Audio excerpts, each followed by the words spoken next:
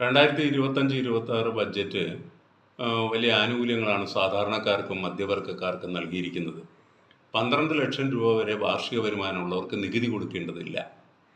ഇതിനർത്ഥം അവർക്ക് നികുതി ചുമത്തുന്നില്ല എന്നല്ല. 12 ലക്ഷം രൂപ വരെ വാർഷിക വരുമാനമുള്ളവർക്ക് ബാധകമായ നികുതി പ്രകാരം 60,000 രൂപ നികുതി വരുന്നതാണ്.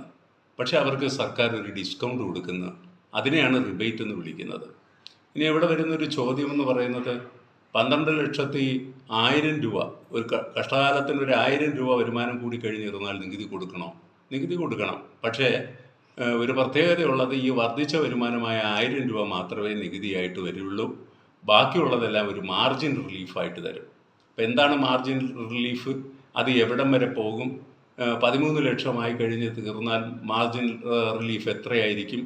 12.5 ലക്ഷമായി കഴിഞ്ഞ് തീർന്നാൽ മാർജിൻ റിലീഫ് എത്രയായിരിക്കും എന്നുള്ള ചോദ്യങ്ങളൊക്കെ വരും. അതൊരു കൃത്യമായിട്ട് കണക്ക് കൂട്ടിയിട്ടുള്ള ഒരു വീഡിയോ നമ്മൾ കൊടുത്തിട്ടുണ്ട്. അതിൻ്റെ ലിങ്ക് ഇവിടെ കൊടുക്കുന്നു. നിങ്ങൾക്ക് വിശദമായിട്ട് അത് കണ്ട് കാര്യങ്ങൾ മനസ്സിലാക്കാം.